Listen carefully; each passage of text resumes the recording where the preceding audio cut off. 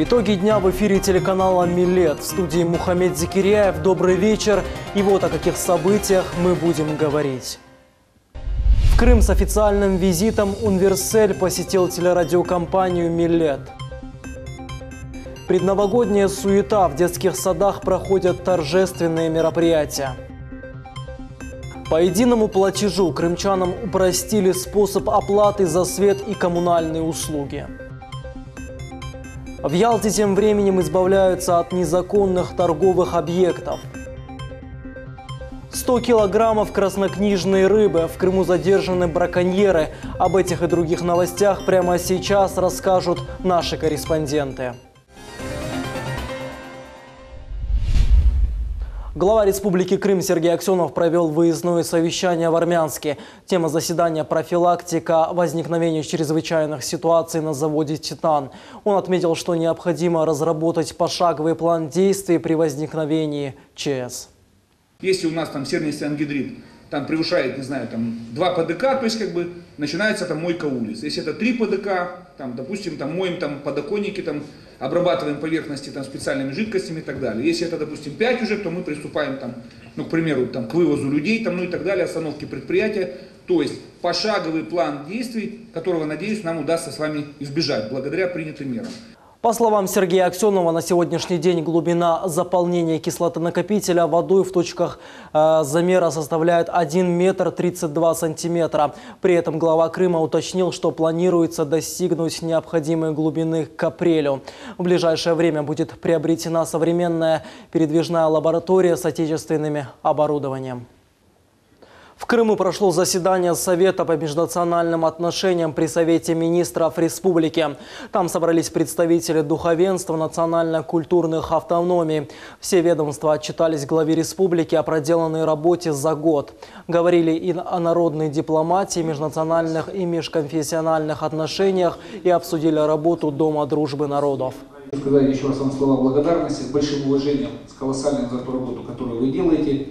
На ваших плечах межнациональные мир и согласия. Мы, как органы власти, соответственно, будем помогать всячески содействовать, то есть развитию и укреплению межнационального мира. Президент Украины Петр Порошенко отменил действие военного положения на Украине. Свое решение он озвучил на заседании Совета по национальной безопасности и обороне Украины в Киеве. За прошедший месяц украинская армия укомплектовалась и подготовилась к отражению агрессии. Потому в дальнейшем продлении действия военного положения необходимости нет, сказал он. В Крым с официальным визитом приехал председатель Федерации крымско-татарских культурных организаций Турции Универсель. Здесь он запланировал ряд встреч. Одна из таких с участниками Дней крымско-татарской культуры в Анкаре. Напомним, это мероприятие было недавно организовано в столице Турции. Там присутствовала делегация из Крыма. Это первая встреча с отечественниками после воссоединения Крыма с Россией. Такой форум еще больше сблизил диаспору крымских татар в Турции с отечественниками на полуострове, считает Универсель. Гость рассказал, что это только начало, а впереди ожидает много совместных проектов. Сегодня он посетил телеканал «Милет». Генеральный директор Эрвин Мусаев провел для него экскурсию. Универсель был поражен масштабами телерадиокомпании. Я очень счастлив, что побывал на единственном в мире государственном крымско-татарском телеканале «Милет» и радио «Ватан Седасы». Даст Бог, сотрудничество между Турцией и телеканалом и радио выйдет на новый уровень. Я в этом уверен и в предвкушении плодотворного сотрудничества. Депутат Государственной Думы Руслан Бальбек в рамках региональной недели провел личный прием граждан. К нему обратились более 10 человек. Основные вопросы, с которыми пришли крымчане, связаны с жилищной темой. Это получение квартир, улучшение условий выделения земельных участков льготным категориям граждан. По всем вопросам даны разъяснения. Теперь представители администрации проведут работу с гражданами для дальнейшего решения вопросов. Через прокуратуру, уже не через судебную ветвь власти, мы восстанавливаем людей на квартучете. Поэтому это уже вопрос как бы отработанный со всеми органами власти. Поэтому если где соотечественники сталкиваются с такой проблемой, то есть можно обращаться ко мне, в мою приемную, либо самим обращаться в прокуратуру, и практически 100% по всем вопросам там, где мы обращались, прокуратура везде обязывала местные администрации восстанавливать на квартучет. В детском саду «Березка» села Урожайное прошел новогодний утренник для детей. Малыши с большой радостью играли, водили хоровод с Дедом Морозом, пели песни, рассказывали новогодние стихотворения. Поздравить ребят с наступающим праздником приехал депутат Государственной Думы Руслан Бальбек. Малышам он вручил подарки.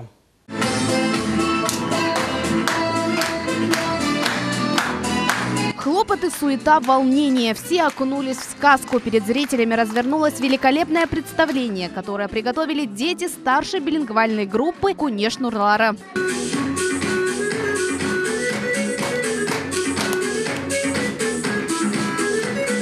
Небольшая театральная сцена, а дети – самые настоящие актеры. Ну а какой же праздник без самого главного волшебника – Деда Мороза? Долгожданные подарки воспитанники получили необычным образом – через банкомат подарков.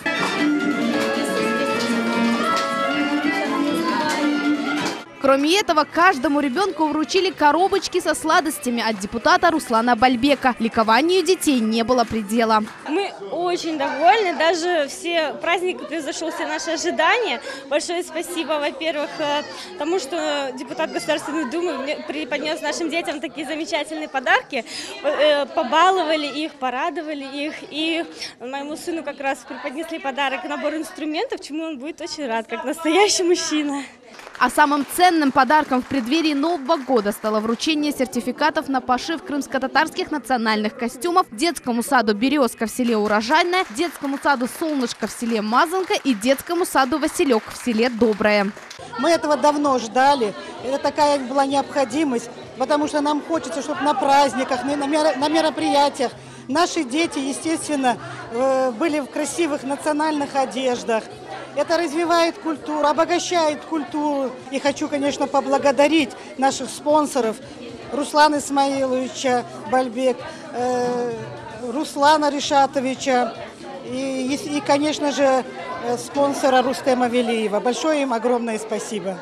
Уже 4 года в Симферопольском районе реализуется программа по открытию национальных билингвальных групп в дошкольных учреждениях. А вот с 2015 года таким группам оказывается помощь в виде укрепления материально-технической базы. Реализации и предоставлению в детские учебные заведения учебных пособий в виде мультимедийных пособий. Следующий этап был это укрепление материально-технической базы, связанные с обновлением мебели, столов, стульев, кроватек. И мы анонсировали вот уже третий этап, это когда в каждую аналогичную группу, аналогичный детский сад, будет подарен комплект национальных крымско-татарских костюмов. Проекты реализуются за счет средств меценатов, здесь нету бюджетных средств. До конца этого года еще 3 детских сада в Тепловке, Школьном, Родниковом станут обладателями таких же сертификатов. Реализация данного проекта будет продолжена и в 2019 году. В завершении сказочного утренника дети сделали общее фото с Дедом Морозом в кругу друзей и родителей возле нарядной, сверкающей разноцветными огнями красавицы елки. Султанис Такаева, Дмитрий Низовой, телеканал Милет. Новогодний праздник состоялся в еще одном детском учреждении. Для воспитанников детсада в селе Школьное Симферопольского района устроили предновогоднее торжество. Дед Мороз, Снегурочка, елка и, конечно же, подарки. Подробности знает Асан Абибулаев.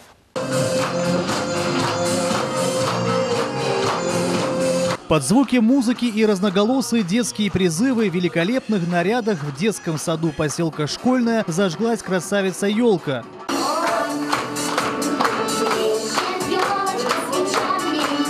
Билингвальная группа в этом детском саду уже работает 3-й год. Детей обучают и готовят в школу на 2 языках – крымско-татарском и русском. За этот период учреждение добилось немалых результатов. Они стали победителями различных муниципальных конкурсов Республики Крым. Билингвальное образование внедряем по просьбам родителей, учитываем их запрос и пожелания. Поэтому надеемся, что на следующий год, если будет запрос, мы еще откроем одну билингвальную группу.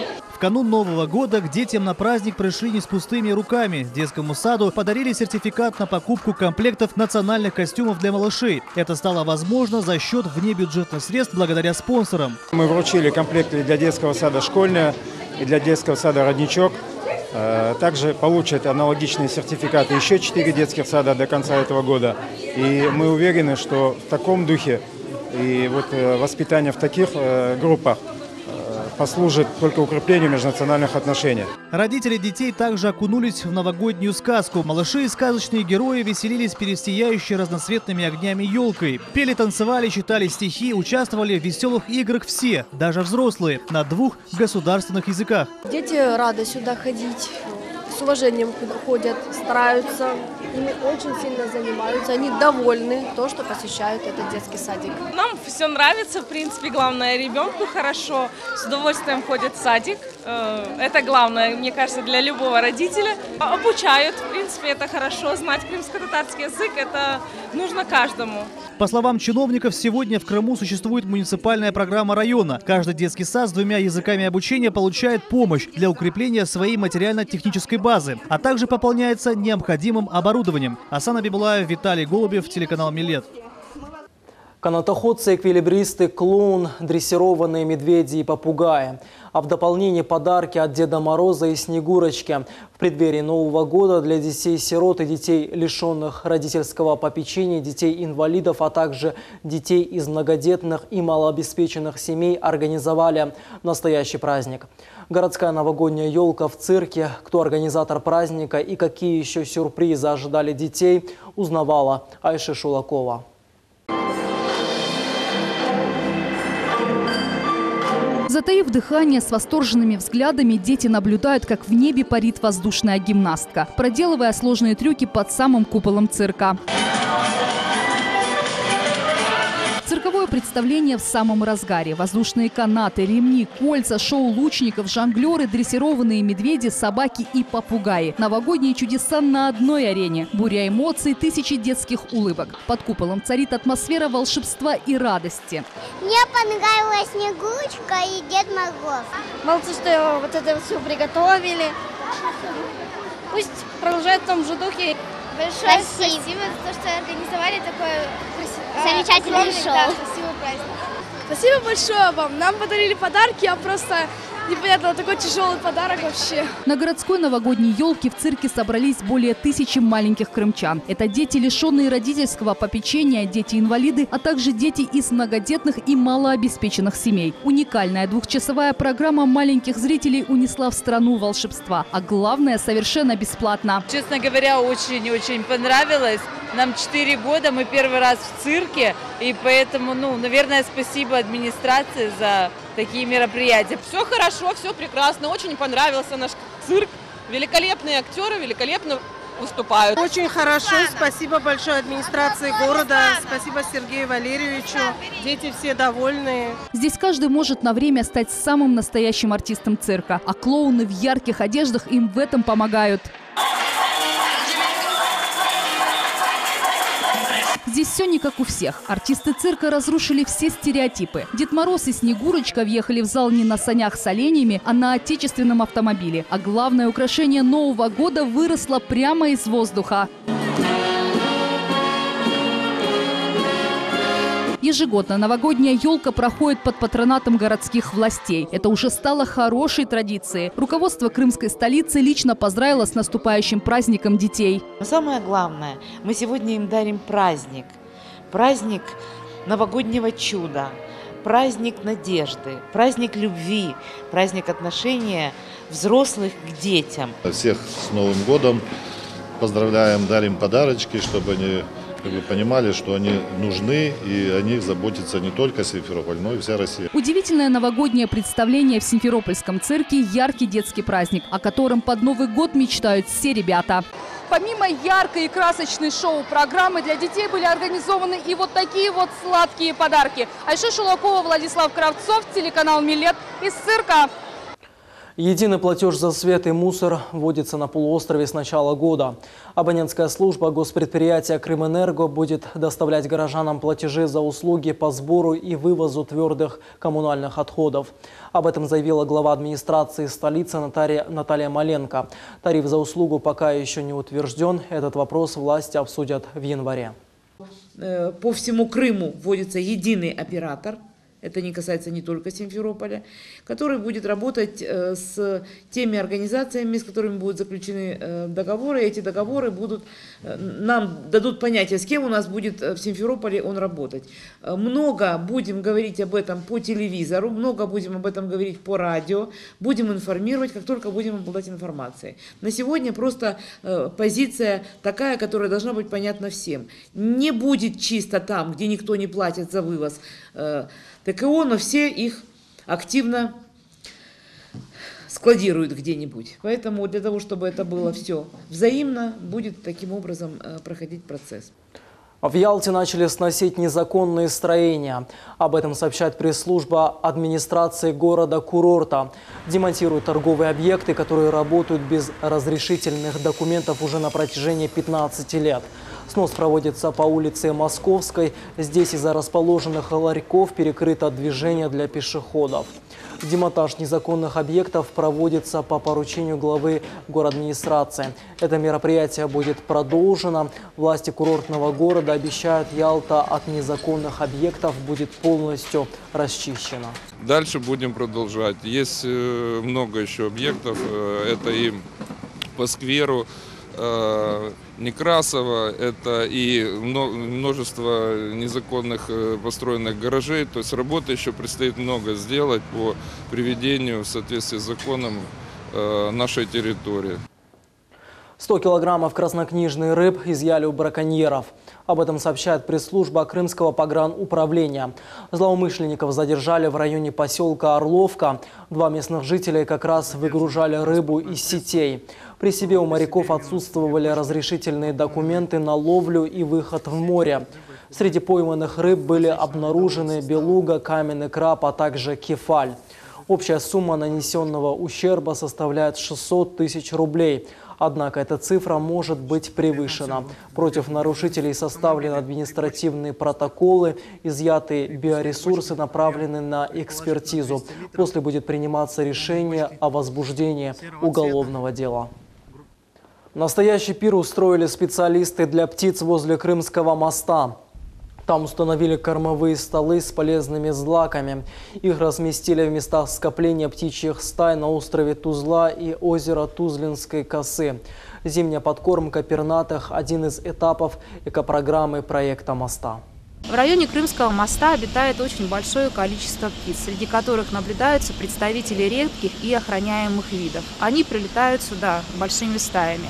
Мы осуществляем регулярное наблюдение за орнитофауной, производим анализ численного состава и видового состава. Грант успешно реализован. Крымский инженерно-педагогический университет представил новую модную коллекцию «Великолепный Крым». За стильными новинками следила и наш корреспондент Эльмас Аблакимова.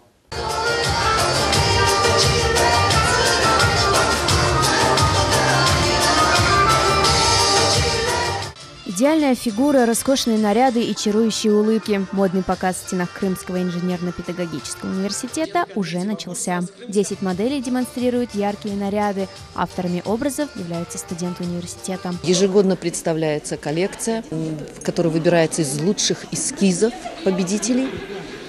И научное направление нашей деятельности в студенческой лаборатории моды «Селям» – это влияние национального крымско-татарского костюма на модные тенденции. С августа дизайнеры трудились над созданием коллекции. К работе привлекались не только студенты Крымского инженерно-педагогического университета, но и другие вузы, колледжи и даже ученики школ. Они помогли разработать эскизы моделей. Тщательная подготовка и приложенные усилия были не напрасными. За свою работу лаборатория получила грант от агентства Росмолодежи в номинации «Молодежная инициатива». Грант, который мы выиграли, конечно, нам очень помог. До этого времени деятельность студенческой лаборатории моды держалась чисто на инициативе преподавателей, студентов. Источником вдохновения для дизайнеров послужила национальная одежда крымских татар. А основной идеей работы всей лаборатории моды стало возрождение традиционного костюма коренного народа. Диана уверенно идет по подиуму, ее движения точны и продуманы. Задача важная – показать всю красоту наряда. Ведь она не просто модель, некоторые костюмы – ее работа. Она учится в Крымском инженерно-педагогическом университете с 2015 года. За это время получила огромный опыт в дизайнерском деле. Наша коллекция представлена в ярких красочных цветах, так как это воплощение крымско-татарского костюма, но с элементами современной одежды, с современными цветами. В данном сезоне, в году 18 и 19, популярны в палитре Пантоне именно такие яркие цвета. Также участие в мероприятии приняли студенты университета и заслуженная артистка Крыма и деятель искусств Украины Уриния Кенжикаева. Народные и современные композиции подчеркивали суть всего мероприятия – показать, что традиция может качественно сочетаться с современностью. Стоит заметить, что все артисты блистали в нарядах от студентов-кутюрье.